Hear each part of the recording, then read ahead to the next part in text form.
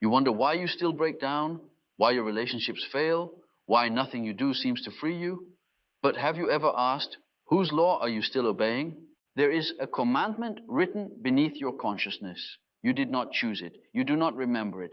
But it governs your life like scripture carved into your bones. And until you find its author, until you confront the image of the one who shaped your inner world, you will repeat her wounds, not your will.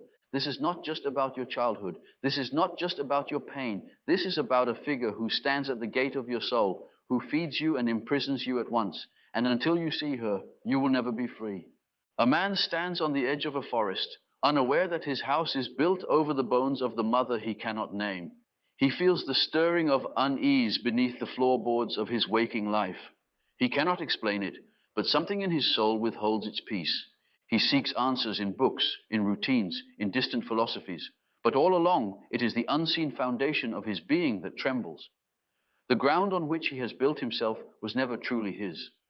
It belongs to something older, darker, and far more intimate than he dares to imagine.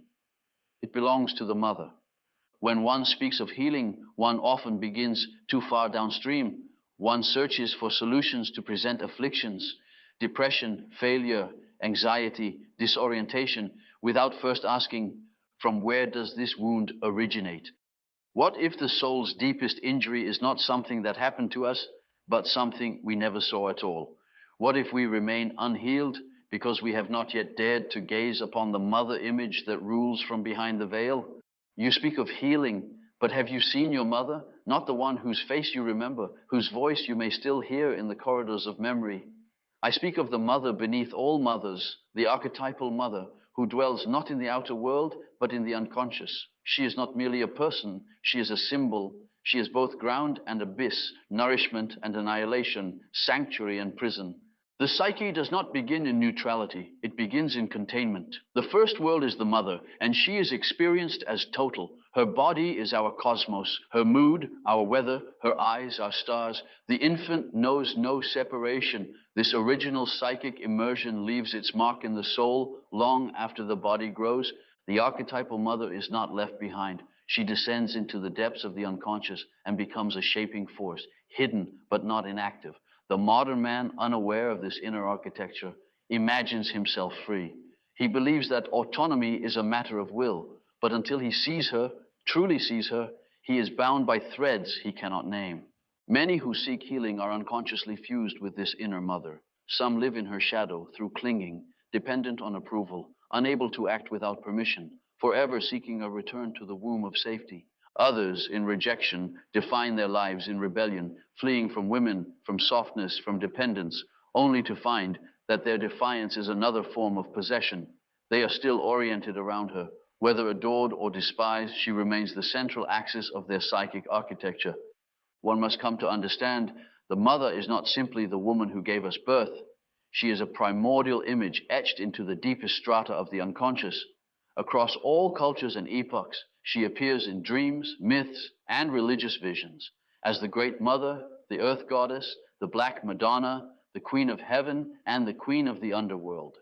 She is Demeter and Kali, Isis and Tiamat, Mary and Lilith. In her many guises, she reflects the totality of the maternal archetype: life-giver and death-bringer, protector and destroyer, the one who feeds and the one who binds. She does not act maliciously. Archetypes do not have morality. They operate by necessity, not choice. The problem arises not because she exists, but because we are unaware of her operation.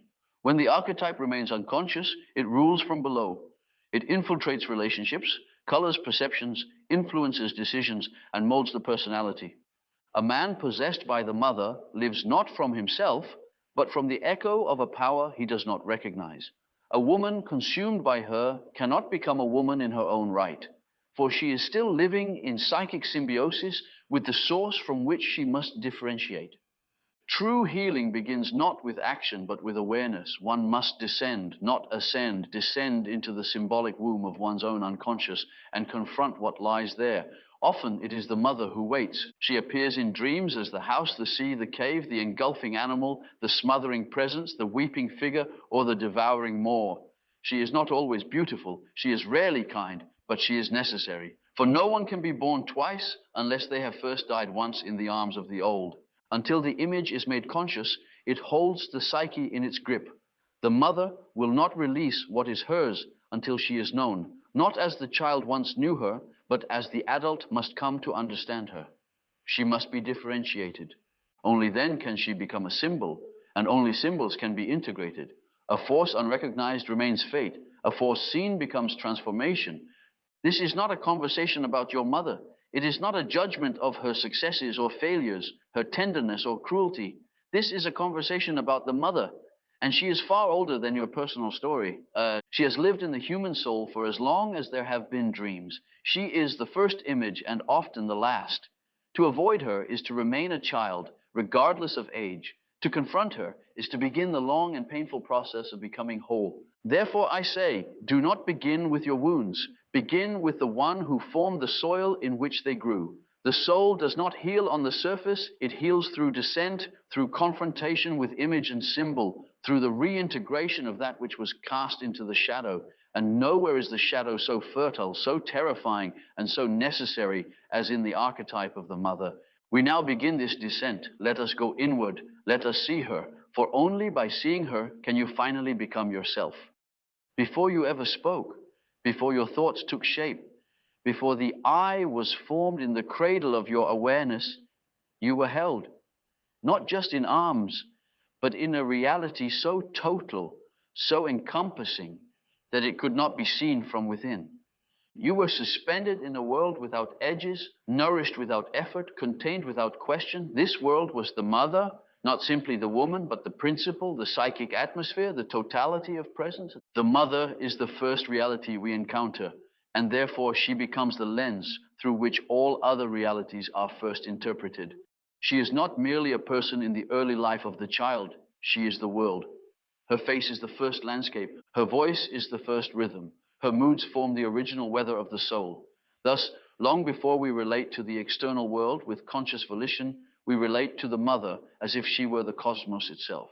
And in the symbolic life of the psyche, she never ceases to be this. She appears in dreams as the house, the cave, the forest, the breast, the flood, the sea, the moon, the veil, the pit. These are not coincidences of poetic fantasy. They are the archetypal shapes in which the unconscious casts her image. She is the matrix, both creative and destructive, both warm and stifling, both womb and tomb. In her lies the dual nature of all primordial figures. She gives life, but she can also deny individuation. She holds, but she can also bind. The mother is ambivalent not because she is good or evil in the moral sense, but because the archetype of the great mother contains totality. She is nature, not as the modern man would like to imagine it. Beautiful, distant, tame, but as it truly is, terrible and radiant, generative and merciless, wise and blind. Isis, Demeter, Tiamat, Kali, these are not mere names from mythology. They are expressions of the same eternal image refracted through culture, each reflecting some aspect of the psychic truth. The mother is both the giver and the destroyer. In Mesopotamian myth, Tiamat is the primordial sea, the chaos waters from which the gods themselves are born. Yet she also becomes the monstrous threat that must be slain for order to emerge. The Babylonian god Marduk divides her body to create the heavens and the earth. This is a psychological truth disguised in cosmic clothing. The ego cannot emerge until the original container is ruptured. To be born into selfhood, one must separate from the mother. And this separation is always a violence of some kind, a rupture in the psychic unity of early life. From the alchemical tradition, we find the same image expressed differently. The prima materia, the undifferentiated psychic substance from which transformation begins, is located in the mater, the mother, the chaotic chthonic earth. In the vessel of the maternal darkness, the first stirrings of the philosopher's stone begin. But this prima materia resists. It is inert. It clings to its own inertia, to its formlessness, to its primal unity. Thus, the process of individuation requires not only discovery, but struggle. The soul must wage a symbolic battle against the mother in order to emerge from her psychic gravity. This is why I have often said, the first neurosis is the inability to separate from the mother, not the literal mother alone, though that may be the outer vessel in which the drama unfolds. No, the true bind is inward, symbolic, invisible. It is the identification with the archetype, that holds the ego in psychic infancy. The man who cannot act without first consulting the echo of maternal approval. The woman who cannot breathe without feeling the gaze of a hidden maternal judge upon her back. The soul that cannot create because it still seeks to please or to defy the mother image it carries unconsciously. Here we encounter symptoms that modern psychology tends to mislabel or oversimplify. Helplessness, anxiety, depression, dependency, the need for constant validation, idealization of feminine figures, compulsive rebellion against them. These are not merely social or behavioral phenomena. They are expressions of a deeper psychic entanglement. They are signs that the individual is still suspended in the web of the mother, unseen, unexamined, unresolved.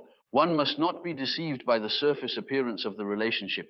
A man may be outwardly estranged from his mother and yet still be utterly possessed by her image in the unconscious.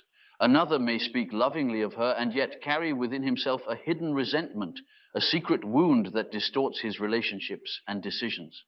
This is why it is not enough to ask, do you love or hate your mother? The more vital question is, where is the mother image in your psyche? What shape does she take in your dreams? What power does she still exert over your life? The infant begins life in a state of radical dependency, and for good reason. But the adult who remains psychically dependent upon the mother is not healed. He is bound. He has not separated. He has only covered the cord with distraction, with surface adaptation, with intellectual explanation. The soul cannot heal where it is not yet born, and many souls have not been born because they have not yet dared to sever themselves from the mother's inner embrace. This severing is not an act of aggression, though it may feel like one. It is an act of necessity, a psychic emancipation. Just as the chick must break the shell, just as the seed must rupture the husk, the psyche must separate from its original container. And it must do so with reverence and clarity, not in hatred, not in denial, but in truth. Only then can the mother be seen for what she is, not merely a personal figure, but a world symbol. Not an enemy, but the first gate, the threshold. If we do not make this movement, we remain children. And the world punishes the soul that refuses to grow, not with cruelty, but with stagnation, with repetition, with the endless circling of unmet needs. The unlived life demands expression, and where the mother is not seen consciously, she acts through fate. She appears in the lovers we cannot trust, the authority figures we rebel against, the approval we chase like a phantom. She lives in our fears, our dependencies, our hidden rage, and all the while we think we are seeking healing, when in truth we are avoiding the place from which it must begin. Therefore, let this truth be spoken clearly. The mother is the origin of the psyche, but she is also the first task. To see her, to name her, to separate from her, these are not betrayals. They are initiations. They are necessary acts in the long, painful, sacred journey toward wholeness. The world does not begin until we leave the mother, and the soul cannot be born until she is known, not as a woman, but as a symbol, not as memory, but as presence, not as story, but as archetype. The house you live in was built upon her bones, but the forest beyond it, the unknown, the wild, the individuated life, awaits your footsteps. Only by seeing her truly can you step beyond her shadow. Only then can you begin to become yourself. To speak of the mother as the first world is to describe the origin of all psychic structure, but to speak of possession by the mother is to enter a darker and more perilous terrain, a territory where the soul does not belong to itself. Here, the archetype does not simply influence, it inhabits. It becomes autonomous, like a second personality concealed beneath one's outer adaptation, a presence in the psyche that thinks, feels, and desires through the individual without his consent. Such possession is not conscious. It reveals itself in symptoms, in patterns, in the eerie sensation that one's life is being lived under an invisible law. There are individuals who cannot act decisively, who fold in the face of conflict, who fear disapproval as if it were death itself. They are not weak by nature, but entangled. Their energy is bound to an internal figure, and that figure is often the mother, not as memory, but as archetype. The archetypal mother is not passive. She is not merely remembered, she is active in the soul. She is what the ancients called a numinous force, that is, a power charged with a psychic intensity far beyond reason. In alchemy, she appears as the blackness of the Negredo, the chthonic queen of matter who resists transmutation. In dreams, she is the animal who watches without blinking, the velvet sea without shore, the house with no door. She is comfort that becomes paralysis. She is safety that suffocates. The psychological term for such influence is possession. The ego is no longer the center of the psyche. It is overshadowed by an archetypal presence that thinks for the person, feels through them, and imposes its laws regardless of the individual's conscious will. To be possessed by the mother is not to love her too much. It is to be unable to differentiate one's psychic structure from hers. In men, this often manifests as the maternal anima, a subtle and seductive voice within, draped in softness and mystery, which calls him to abandon effort, to retreat into dreams, to seek pleasure without responsibility. She whispers, "Stay here, you are safe." She offers regression disguised as rest, fantasy instead of vision, passivity instead of presence. Many men mistake her for intuition or deep feeling, but beneath her voice is the pull of the womb, a longing not for life, but for unconsciousness. And when this energy is projected outward, he will seek women who carry this same archetypal resonance, nurturing, overwhelming, impossible to leave. In women, possession by the mother archetype may manifest as the devouring mother within, a force that breeds guilt under the guise of love, dependency disguised as sacrifice, chaos mistaken for feeling. She cannot separate from others because her own boundaries remain undefined. She mothers not from wholeness, but from entanglement. Often, she is caught in a loop of overcare, resentment, exhaustion, and self-erasure. She may idealize nurturing, but beneath it lives a psychic confusion. Who am I, apart from them? And in this question lies the silent tyranny of the mother image. She demands identification, not relationship. The myths have long understood what modern psychology forgets. The hero must escape the mother, not through hatred, not through moral condemnation, but through individuation. The soul must descend and confront her, not as child, but as adult, not to destroy, but to see. In the Sumerian myth of Inanna, the goddess of heaven descends into the underworld and meets her sister Ereshkigal, queen of the dead. Ereshkigal is both shadow and mother, both death and origin. Inanna is stripped of her garments, her powers, her symbols. She is hung on a hook in the great below. It is only through this symbolic death that she is reborn. This myth is not a fantasy. It is a map. It shows us that the confrontation with the maternal archetype is not resolved by avoidance or rebellion. It is resolved through descent, through the painful process of stripping away illusions, of facing the one who holds our psychic energy and reclaiming it. The room of velvet comfort must be recognized for what it is, a prison disguised as peace. I recall the dream of a man who, in his late 30s, was trapped in a room lined with soft velvet. The room was without windows, without doors. It was warm, safe, but he was dying. He could feel his vitality draining, his will fading, his breath slowing. On the surface, the dream seemed neutral, even pleasant, but underneath there was horror, the horror of a soul seduced into stillness. In analysis, it became clear the room was the archetypal womb, the inner mother who had never released him. His whole life had been a negotiation with her presence. His career choices, his relationships, even his thoughts were shaped by the need not to disturb her. He had confused peace with anesthesia, and the velvet was the texture of his slow psychic death. This is not rare. Many are caught in such rooms. They may look different. Some are gilded with success, others veiled in spiritual language, others still in addiction or avoidance, but the structure is the same. A life lived in obedience to a force never consciously chosen. And beneath the symptoms lies the same figure, the mother, ancient and unnamed, still holding the soul in a state of pre-birth.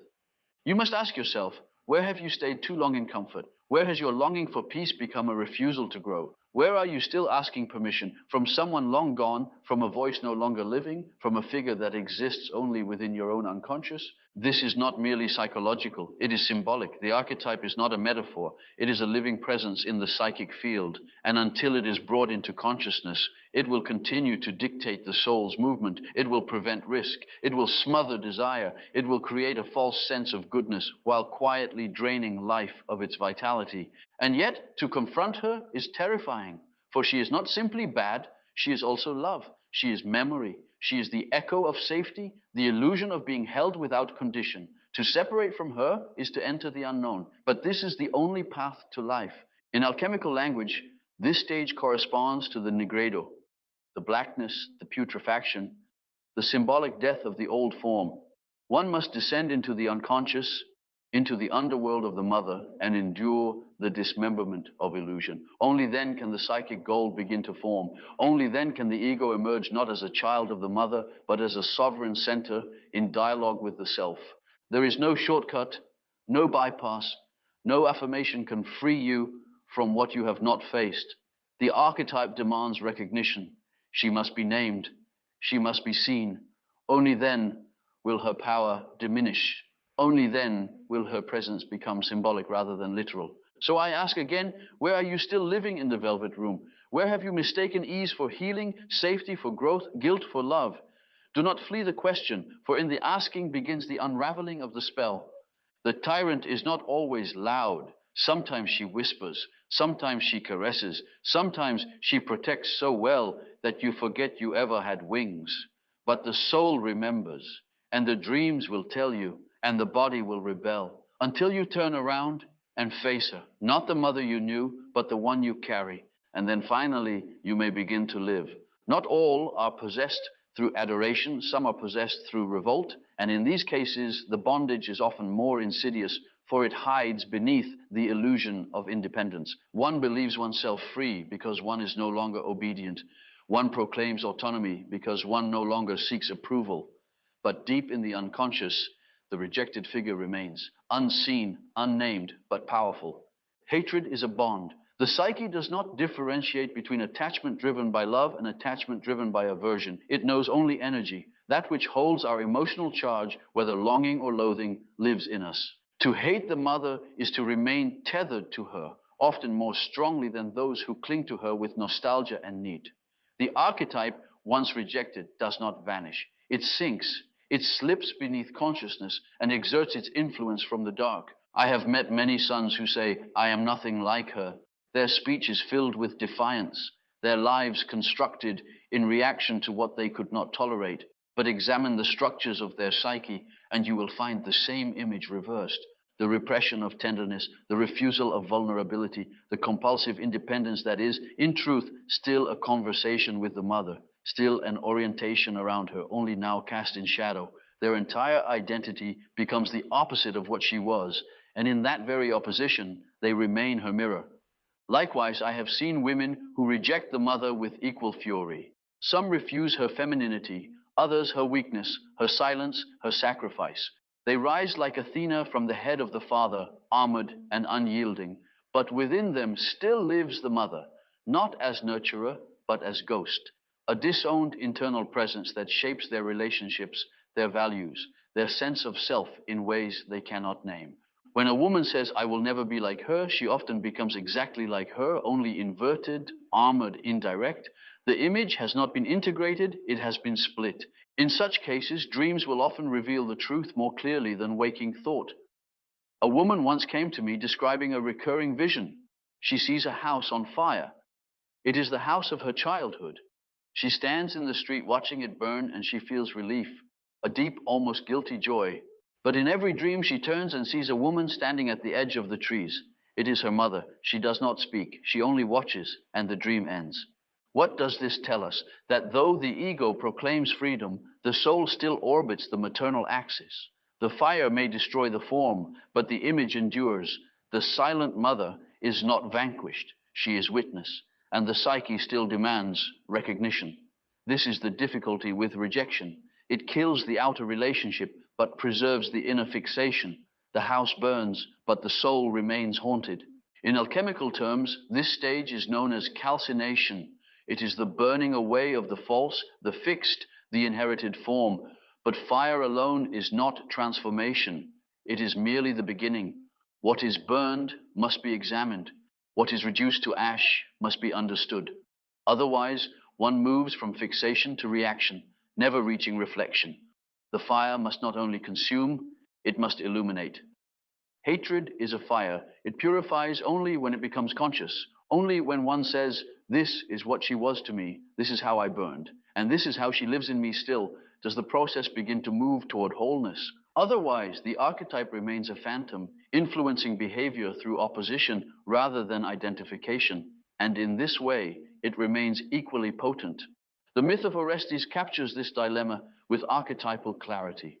Orestes, son of Agamemnon and Clytemnestra, is commanded by Apollo to avenge his father's murder. He kills his mother. He acts with righteousness, with divine sanction. But afterward, he is haunted by the Furies, the ancient spirits of maternal vengeance. His deed is lawful, but his soul is poisoned. He has severed the bond without understanding the archetype. Only later, when he seeks judgment and is acquitted by Athena, does a deeper truth emerge. The feminine is not destroyed, it is transformed. The Furies are given a new place. They become the Eumenides, the kindly ones, protectors of justice. They are not banished, they are renamed, reintegrated, and only then is Orestes free. This is the pattern. One must not destroy the mother. One must understand her place in the psychic cosmos. She must be moved from the center to the periphery, not exiled, not denied, but dethroned. She is no longer the axis of identity, but a symbolic figure among many, from devourer to guide, from jailer to ground. For many, this requires the confrontation of an inner complex built not of memory, but of energy, a cluster of feeling tones, images, reactions, and unconscious patterns that have coalesced around the mother image. It cannot be argued with. It must be illuminated. The way forward is not moral, it is symbolic. One must ask, where am I still arguing with her in silence? Where do my decisions reflect not my desire, but my defiance? Where is my freedom merely reaction, not choice? These are not comfortable questions, but they are necessary, for the soul does not care whether you loved or hated your mother. It cares whether you have seen her, not as a person, but as an archetype, not as a story, but as a symbol, not in judgment, but in truth. There is a danger in the modern notion that one must let go without first understanding what one holds. The mother image cannot be dismissed. It must be transformed. And transformation begins with reflection. The work is not about changing her. It is about recognizing how she lives in you, as voice, as fear, as longing, as resistance. The unconscious is not moral. It is mythic. It does not ask, was she right? It asks, where is she now? If she lives in your choices, your reactions, your fears, then she is still sovereign. And hatred will not remove her. Only consciousness will. To reject the mother without recognizing her symbolic power is to remain under her spell. You may curse her name, burn her memory, deny her presence, but the energy remains. And so long as it remains unconscious, it will animate your life from below, not because you have failed, but because you have not yet seen. Therefore, I say again, the bond is not broken by denial. It is broken by awareness, by the inner act of naming, by the descent into one's own fire. Let your hatred be the beginning, not the end. Let it burn the illusion, not the symbol. And when the flames have passed, let the ashes speak. You may find in time that beneath the rage lives grief, and beneath the grief, a longing for freedom, not from her, but from the spell she cast without knowing. You are not bound because you loved her. You are not bound because you hated her. You are bound because you have not yet understood what she became within you. And that, my friend, is the next gate. To walk through it, you must not ask, was she good or bad?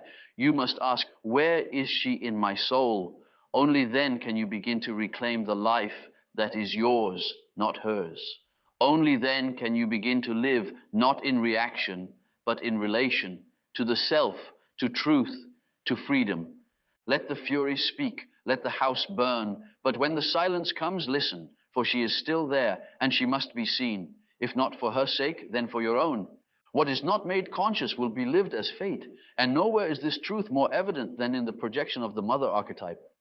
For the human soul, when unable to carry its own symbolic burdens, casts them outward into the world. And the image of the mother, being the most formative, the most instinct-laden, the most total, is rarely faced directly. Instead, it is scattered into relationships, entangled in expectations, reflected in fears, and mistaken for love. When the archetypal mother is not integrated, she becomes a lens through which the world is seen and distorted. She is projected onto partners, onto bodies, onto communities, onto nature itself.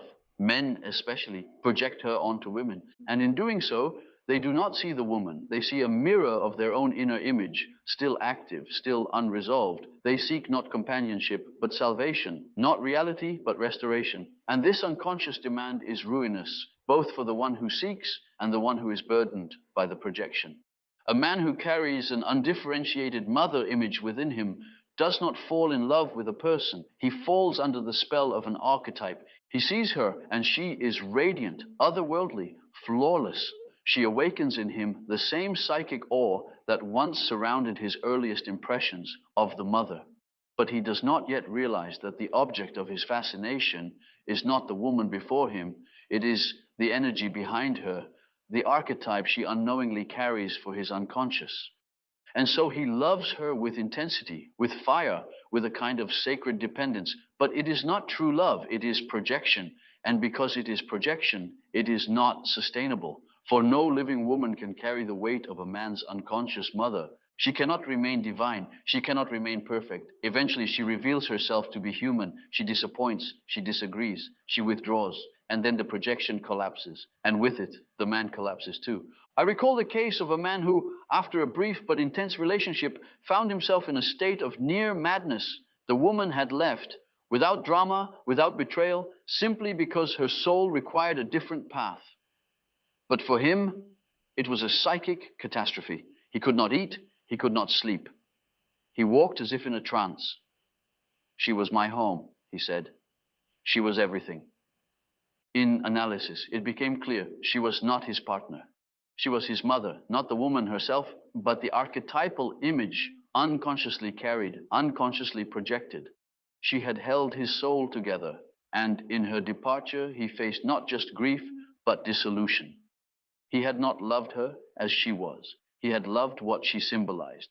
This is the danger of projection. It creates illusion. It uses another person as a screen upon which to play our deepest unconscious films. And the mother image is perhaps the most powerful of all, for it is tied not only to emotion, but to survival, to identity, to the body's earliest memory of nourishment and safety. But men are not alone in this.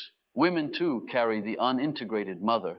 And when it remains unconscious, it may be projected in more subtle but equally binding ways. Some project it onto the body, becoming tyrants over their own flesh, mirroring the inner gaze of a critical or smothering mother. Others project it onto the collective, becoming caretakers of others' needs, never their own, seeking approval from an imagined maternal society. Still others become vessels for the mother archetype themselves, slipping into roles of martyrdom or dominance, playing out either the inflated matriarch or the wounded daughter without awareness. The inflated matriarch is the woman who identifies with the archetype. She becomes the mother, not in symbolic fullness, but in possessive enactment.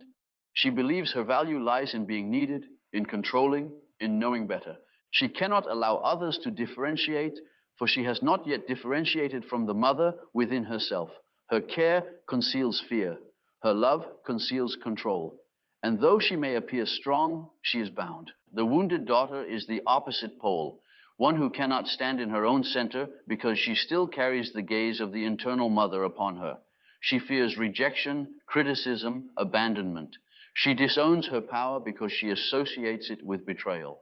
She lives in the shadow of a figure she both resents and yearns for. Her rebellion is timid. Her voice is hesitant. She does not know who she is without the mother's echo in her ear. Both women suffer the same split, identification or alienation, but neither path leads to integration. For integration requires withdrawal of projection. It requires seeing the archetype not in others, not in the body, not in society, but within. It requires the courage to descend into the symbolic terrain of one's own unconscious and say, this image lives in me, and I have given it to the world to carry, but now I take it back. Until this happens, the individual does not relate to the world. It relates to the mother. It seeks her comfort or fears her judgment. It demands her approval or avoids her wrath. The world becomes a maternal matrix, and the soul remains a child within it, begging, hiding, rebelling, but never growing. Projection is not a mistake. It is a stage. The psyche projects what it cannot yet integrate. But the task of inner work is to reach that next threshold, where the energy projected is reclaimed. This is the moment of withdrawal, the moment of disillusionment, the moment of painful awakening. One sees the beloved not as goddess, but as woman. One sees oneself not as victim, but as participant. One begins to distinguish symbol from reality. It is here that individuation begins. For only when the projections are withdrawn can the ego encounter the self. Only when the outer mother image is dissolved can the true feminine principle be contacted within.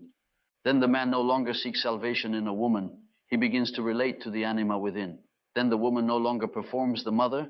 she encounters the archetype as a guide, not a role. This work is not done once, it is done again and again. For the archetype is not vanquished, it is eternal. But its power over the soul can be transformed from compulsion to symbol, from blindness to vision. So ask yourself, whom have you turned into your mother? Whom have you expected to save you, to feed you, to hold you without asking anything in return? Where have you mistaken comfort for love, intensity for truth, sacrifice for virtue? These are the signs, and if you see them, do not look outward, look inward. The mother is not in the other, she is in the soul. And when you see her there, you will begin to see others as they truly are. Not as carriers of your projections, but as souls in their own right. Then relationship becomes possible. Then freedom begins. And the world ceases to be a mirror of the mother and becomes a field in which the self may unfold. This is the task. And it begins when you take back what was yours all along. True healing never begins on the surface. The soul, like nature, renews itself not through avoidance of death, but through descent into it. And so it is in the path of individuation. At a certain point, one must go down. Not figuratively, not metaphorically, but symbolically. Into the blackness of the unconscious, into the domain of the nigredo, where light fails and the known dissolves. This descent is not a technique, it is a necessity. It is the soul's instinctive movement toward truth. And the truth that awaits there is terrible and holy. The chthonic mother dwells in this terrain. She is not the tender nurturer, not the figure of lullabies and gentle approval. She is the abyss. She is the primal womb and the final tomb. She is the one who devours, the one who refuses to be tamed, the one whose face is often hidden behind fear, shame, rage, or silence. She appears in dreams as the black widow, the serpent, the cave with no exit, the faceless woman with eyes like wells. In myths, she is Lilith, she is Kali, she is Hecate. She is not evil, she is necessary. Modern man has lost contact with her, and so he suffers her unconsciously. He seeks light without dark, transformation without death, growth without sacrifice. But this is an illusion. The archetype does not allow bypass. The chthonic mother waits beneath all illusions of wellness, and she waits not to harm, but to confront. She holds the keys to what was buried, forgotten, disowned. She is the keeper of soul fragments, and until she is faced, those fragments remain inaccessible. To descend into her realm is to face what the psyche has exiled. It is to enter the room of old grief, unspoken rage, unconscious longing, and shadowed truths. The ego cannot survive this descent unchanged, and it should not. For the ego that returns is not the same ego that went down. It is one that has seen, and therefore one that has begun to be transformed. There is a dream I recall, one brought by a woman in the early stages of her deep inner work. In the dream, she is walking by the shore. The sea is calm, but from the depths rises a great serpent, massive, ancient, covered in scales like burnished black iron. It coils around her and pulls her under. There is no struggle. There is only the sense of inevitability. In the belly of the beast, she finds not bones or terror, but a mirror. And in that mirror, she sees her own face, not the face she shows the world, but the one she has never allowed herself to see. She weeps. The serpent opens its mouth and sets her back upon the shore, but she is changed. This dream reveals a great truth. The devouring mother is not always an enemy. She is often the self in disguise. She appears terrifying because she guards the gateway to wholeness. And wholeness, for the fragmented ego, always appears as threat before it appears as salvation. The descent is not the death of the soul, it is the death of illusion. It is the purification of the psyche through confrontation. In the Red Book, I chronicled such a descent myself, not as concept, but as experience. I saw the maternal depths not as distant myth, but as living presence. She came to me in many forms, some beautiful, others monstrous, but all carried the same message. You will not find yourself by rising, you will find yourself by falling, consciously, with eyes open, with courage to see what you have abandoned. In the language of alchemy, this is the work of the nigredo, the blackening. It is the phase in which all former structures dissolve. Certainty disappears. The ego's throne is broken. The emotions turn dense and thick. One feels lost, aimless, hollowed. But this is not pathology. It is initiation. The material must decay before it can be reformed. The black must be endured before the white of albedo, the purification, can arrive. Many try to avoid this descent. They rationalize, they affirm, they spiritualize. They say, I've forgiven her. It's not important. I've moved on. But none of this touches the archetype. The chthonic mother cannot be bypassed with slogans. She must be seen, felt, named, endured. Only when one faces what one's mother has become in the psyche, not who she was in the world, but who she has become in the unconscious, can one begin to reclaim autonomy. And let it be said clearly, the chthonic mother is not merely personal. She is ancestral. She carries the voice of generations. She bears the wounds of 1,000 mothers before yours, the patterns of subjugation, silence, martyrdom, fury, and madness. She is the psychic field into which your personal mother stepped, often unknowingly. She is larger than biography, and therefore she must be met symbolically, not just with memory, but with imagination. This is why dream work is so vital. It opens the door. It lets the figures come. When the mother appears in your dreams, not as she was, but as image, you must listen. What is she doing? What does she say? What does she withhold? What does she devour? The dream does not lie. It shows what the conscious mind cannot yet admit. And when you see her there, when you meet her in the dream or in the deep emotion that rises like floodwater without warning, do not turn away. Sit with her. Ask her what she wants. Ask what part of you she holds. Ask what you have feared to face. This is the beginning of transformation. For when the chthonic mother is brought into the light of awareness, she begins to change. The serpent who once devoured becomes the guide. The abyss becomes the womb. The dark becomes the soil in which the true self begins to stir. The alchemical sequence is not a metaphor. It is a map of the soul's journey. The nigredo gives way to the albedo, the whitening, the clearing, the emergence of clarity after chaos. But this only occurs when the descent has been complete. Half steps do not suffice. One must go all the way down, into the fear, into the anger, into the grief, into the love that never came, the nourishment that was denied, the safety that turned to suffocation. These are not just feelings, they are gates.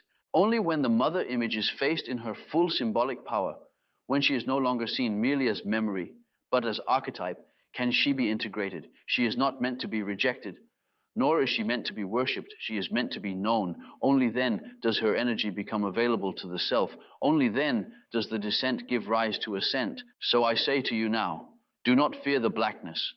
Do not rush to fix it, to flee it, to interpret it away. Enter it with awareness, with humility, with reverence. For the darkness that surrounds the chthonic mother is not the absence of light, it is the womb of it. And when you emerge, and you will not be the same. You will be less certain, but more whole. You will be softer, but stronger. You will have seen the face of the great mother and survived. And that, my friend, is the beginning of true life. Not the life given by others, but the life born from within. A life that no longer fears descent, for it knows what waits there. Not death, but the self. There comes a moment in the work, a quiet moment, often unexpected, when the rage has dissolved, when the rebellion has exhausted itself, when even the grief begins to soften. One no longer needs to fight. One no longer seeks to flee. The storms of the unconscious have broken the surface, and what once appeared monstrous has been seen, felt, and named. The chthonic mother, devourer, and abyss has been brought into consciousness, and in that sacred act of recognition, something changes. What was once an unconscious complex begins to transmute into a symbol. What once ruled from below now becomes a figure of guidance, and in her place, beyond the shadow and the terror, another image begins to emerge. The true mother, not the mother of flesh and history, not the personal figure of memory and wound, but the archetypal feminine in her higher form. She is Sophia, the bearer of wisdom. She is Isis, the one who restores the broken body of the soul. She is Mary, the immaculate container of the divine. She is no longer the gate that binds. She is the womb that liberates. This transformation is not achieved by rejecting the personal mother, nor by idealizing her. It occurs only when the inner work of descent has been completed, when one has moved through the blackness of nigredo, endured the burning of projection, and begun to reclaim the fragments of the soul scattered in the maternal field. Then, and only then, does the archetype shift. Then the mother no longer demands regression. She no longer speaks in the language of guilt, seduction, or fear. She becomes the wise earth, the ground of the self, the matrix of inner life. In Christianity, this figure is known as the Virgin Mary, not merely as a theological dogma, but as a symbolic image of pure feminine containment. She is the vessel that holds without devouring, the one who births without possessing. Her silence is not absence, but presence. She is the divine feminine in its redeeming aspect. And within the soul, this image lives. When the inner mother transforms, the psyche no longer yearns for approval, nor rebels against the past. It rests. It begins to create, not from need, but from wholeness. In the alchemical corpus, this stage is mirrored in the appearance of the Queen of Heaven, the crowned feminine who presides over the final stages of transformation. No longer the dark, formless materia, she becomes Sophia, the luminous soul. She stands beside the king, not in subordination, but in complementarity. Together they form the conjunctio oppositorum, the sacred union of masculine and feminine within the psyche. And in this union, the true self begins to speak. This is not a metaphor. It is a psychic reality. I recall the case of a man who, after years of recurring dreams about drowning, always submerged in dark waters, always struggling to breathe, came to me one day with tears in his eyes. He had dreamt differently. This time he stood in a forest. There was no fear, no urgency. Light filtered through the trees, and there before him stood a radiant feminine figure. She said nothing. She only embraced him. He wept, not from pain, but from recognition. It was her, he said, but it wasn't her. Through analysis, it became clear. The inner mother had changed. The unconscious no longer held her as devourer. She had become symbol, not memory, but meaning. He had walked through the stages of death and rebirth, and in doing so, had transfigured his relationship to the feminine. She no longer pulled him down. She stood beside him. This is the great paradox. The goal is not to remove the mother, but to see her. As long as she remains unconscious, she rules. As long as she is confused with the personal, she dominates the soul. But when she is seen in her archetypal nature, she becomes guide. She becomes ground. No longer fused with suffering, she now nourishes life. This is healing, not erasure, but integration. It is not the personal mother who must be idolized or destroyed. It is the image of her within the psyche that must be brought into consciousness. What has been projected must be taken back. What has been feared must be felt. What has been worshipped must be seen with clear eyes. And in doing so, the individual becomes free, not from the mother, but from the compulsions that bound them to her shadow. There is great humility in this stage. One no longer blames. One no longer needs to rewrite history. One accepts, one sees, one forgives, not in sentiment, but in structure. For to see the mother archetype clearly is to understand that she is not yours alone. She is older than your biography. She is older than your pain. She is the shape of the human soul's beginning and also its return. In the mysteries of Eleusis, the initiate descended into the realm of Persephone, not to be punished, but to be transformed. The queen of the dead was also the seed of spring. The darkness held within it the secret of rebirth, and Demeter, the mother, was both the one who grieved and the one who gave. This myth, like all others, speaks not to history, but to psyche. It tells us that the mother, in her fullness, must be mourned and remembered, rejected and re-embraced, so that she may take her rightful place within us, not as ruler, but as symbol, not as tyrant, but as wisdom. When this occurs, the inner world begins to shift. One no longer walks in hunger. One no longer searches for the lost breast, the approving gaze, the voice that says, "You are enough." One hears instead the whisper of the soul itself, the voice of the self born from silence. And in that silence, the mother stands, not as shadow, but as light. This is the meaning of Sophia. She is not loud. She does not demand. She waits. She holds the space for transformation. And when the work is done, she appears, not with words, but with presence. And this presence is healing. It is not something that can be forced. It arrives when one has done the work of descent, when one has burned through illusion, when one has seen the dragon and not run. So now I invite you, bless your inner mother. Not in naivete, not in sentiment, but in truth. Bless her because you have seen her. Bless her because she is no longer your jailer. Bless her because she has become your root. And from that root, a new tree may grow. Do not worship. Do not deny. Simply see. And in the act of seeing, you will become free.